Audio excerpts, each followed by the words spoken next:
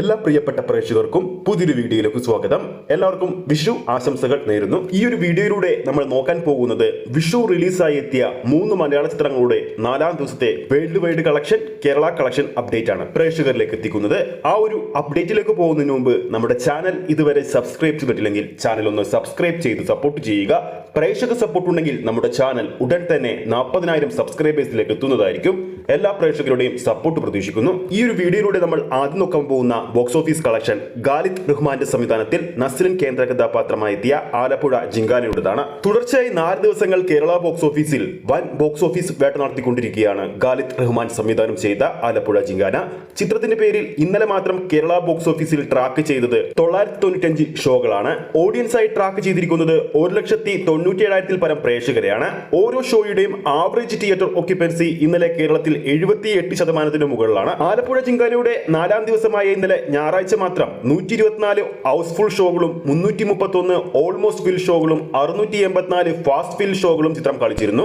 ഇന്നലെ ചിത്രത്തിന്റെ കളക്ഷനായി കേരള ബോക്സ് ഓഫീസിൽ രേഖപ്പെടുത്തിയിരിക്കുന്നത് 3,20,00,000 മുകളിലാണ്. ഇതോടെ 4 ദിവസങ്ങൾ കൊണ്ട് കേരള ബോക്സ് ഓഫീസിൽ 12 കോടിക്ക് മുകളിലാണ് ചിത്രം സ്വന്തമാക്കിയിരിക്കുന്നത്. ആദ്യ 3 ദിവസങ്ങൾ പിന്നിട്ടപ്പോൾ തന്നെ റെസ്റ്റ് ഓഫ് ഇന്ത്യൻ ബോക്സ് ഓഫീസിൽ നിന്നും 1,60,00,000 രൂപയായിരുന്നു ചിത്രം സ്വന്തമാക്കിയത്.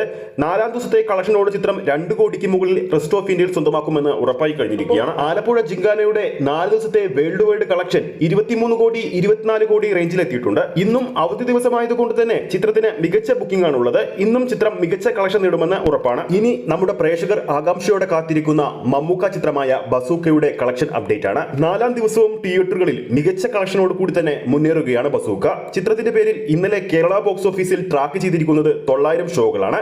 ഓഡിയൻസായി കേരള ബോക്സ് ഓഫീസിൽ ട്രാക്ക് ചെയ്തിരിക്കുന്നത് ഞായറാഴ്ച 93,000 പരം പ്രേക്ഷകരെയാണ്.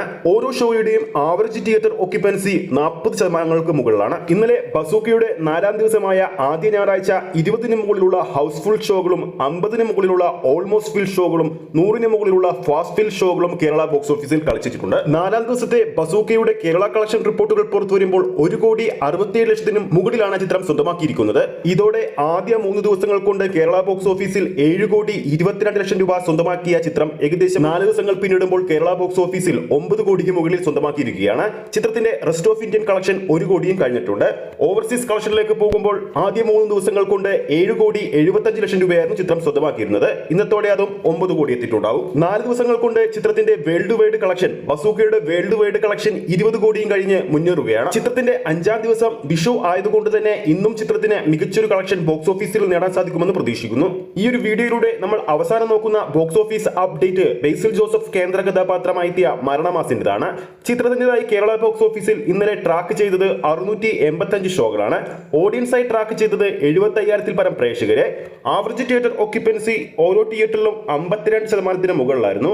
ഇന്നലെ 20 മുകളിലുള്ള ഹൗസ്ഫുൾ ഷോകളും 111 മുകളിലുള്ള ഓൾമോസ്റ്റ് ഫിൽ ഷോകളും 197 ഫാസ്റ്റ് ഫിൽ ഷോകളും ചിത്രത്തിന് വേണ്ടി അപ്ഡേറ്റ് ചെയ്തിട്ടുണ്ട്. നിലവിൽ ചിത്രത്തിന്റെ കേരള കളക്ഷൻ 4ാം ദിവസം 1,30,00,000 രൂപയാണ്. 4 ദിവസങ്ങൾ പിന്നിടുമ്പോൾ കേരള ബോക്സ് ഓഫീസിൽ നിന്നും 4,75,00,000 രൂപയാണ് ചിത്രം സ്വന്തമാക്കിയിരിക്കുന്നത്.